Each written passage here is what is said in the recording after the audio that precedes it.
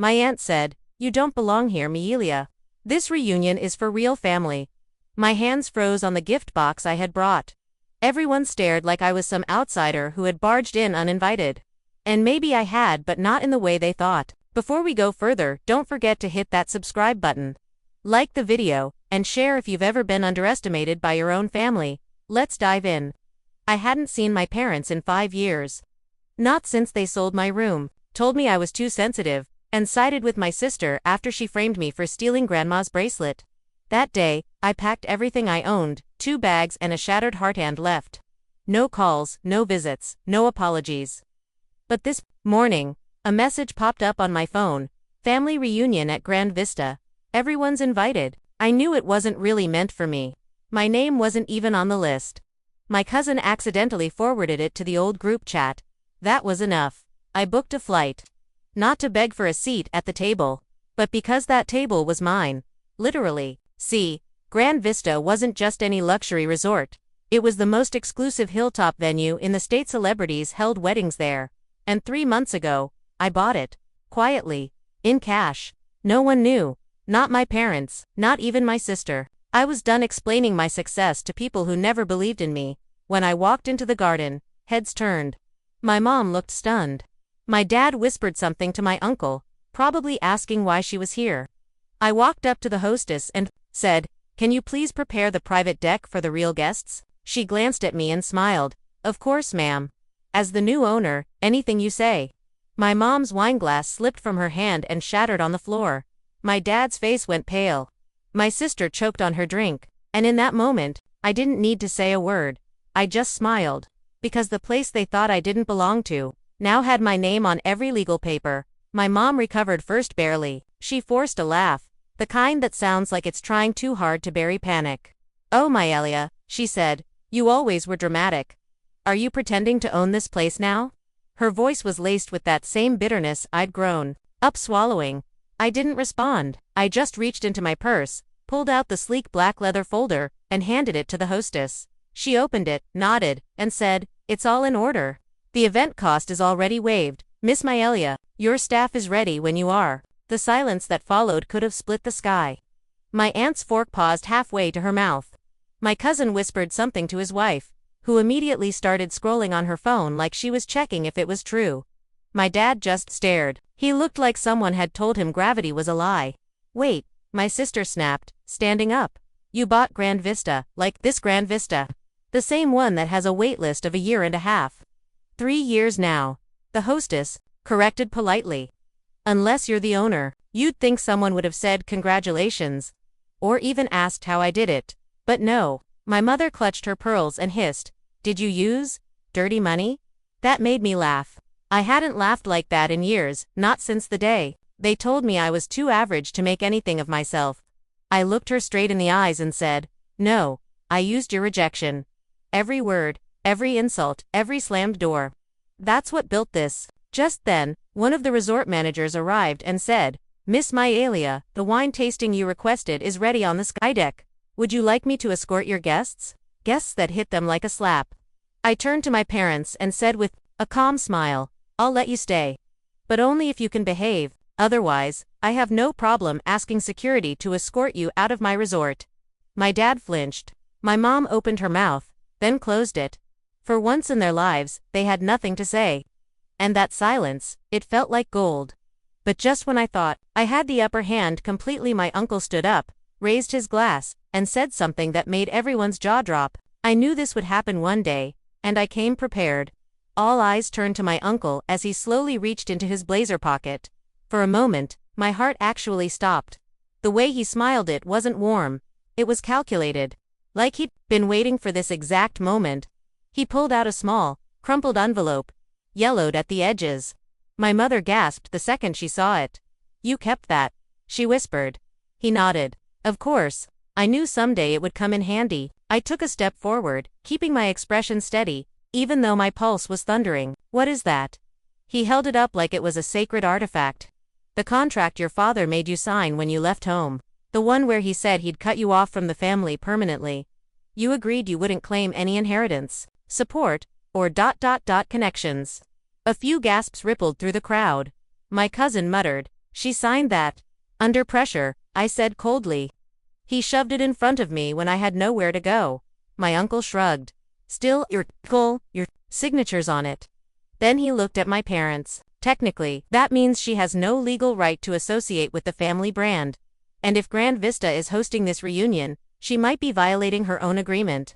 I stared at the envelope. I remembered that night. Rain hitting the windows. My bags packed. My mom saying, if you leave now, you leave forever. And I had left. But they didn't know what I did next. I walked over to the envelope. Calm, silent. Took it from his hand, opened it slowly and pulled out. Not one, but 2 pages. Did you ever flip to the second page? I asked, holding it up. Because I did, and so did the lawyer I hired the next day. My uncle's smirk faded. Read the fine print, I said, stepping forward. That agreement was void after 5 years. Which I glanced at the date, was exactly 4 days ago. So congratulations, you're officially too late. Everyone turned. My mom looked like she might pass out. My dad sat down, pale as paper. My uncle opened his mouth, but nothing came out, and just as I turned to leave for the sky deck, my sister said loudly, wait, so, you're rich now? Like, ... how rich are we talking? I paused at the stairs, smiled. Let's just say, I said, not even looking back. This reunion isn't the only thing I own in this town. But just as I reached the top of the steps, someone grabbed my arm from behind, and whispered something that changed everything. The grip on my arm was firm, but not aggressive. I turned, half expecting my sister again, but it was my cousin, Aaron, the one who used to steal my notebooks and call me charity case at every family dinner. He leaned in close, his breath shaky. You weren't supposed to hear this, he whispered. But Grand Vista was never random. Your dad didn't sell your room because he needed space. He needed leverage. My heart dropped. Leverage for what? He glanced around nervously. Your mom and dad, they knew this land was going to be sold to a foreign investor. Your dad helped broker the deal 10 years ago. But when it got delayed, they panicked. Someone else bought it anonymously. And now they know it was you. I blinked. What are you saying? Aaron leaned in closer. They're not just embarrassed, Melia, they're afraid. Your ownership doesn't just humiliate them, it voids their old deal. They owe the investor a huge penalty for backing out. And if they can't pay, they lose everything. Everything started clicking. There's stunned silence. The fake invitation, my dad's ghost white face. This wasn't just a reunion, it was a trap. They were hoping you'd show up, Aaron said, so they could negotiate, or blame you, or worse, frame you for breaking the old contract. I stepped back slowly. The sky deck behind me gleamed with sunlight and expensive crystal glasses. Below, my family sat like actors waiting for their next line. But the real drama hadn't even started yet. You said they lose everything, I asked, eyes narrowing. Aaron nodded. Unless someone bails them out. I smiled coldly. Then they better hope someone wants to. But just as I turned to walk away again, my phone buzzed. Unknown number. 1 message. We know you bought the resort, and we know about the offshore account. Play nice or we expose everything. I froze, because no one was supposed to know about that account. My fingers trembled as I stared at the message. Offshore account. That was buried so deep, I hadn't even used it in 2 years. The only person who knew about it was someone I once trusted with my entire life.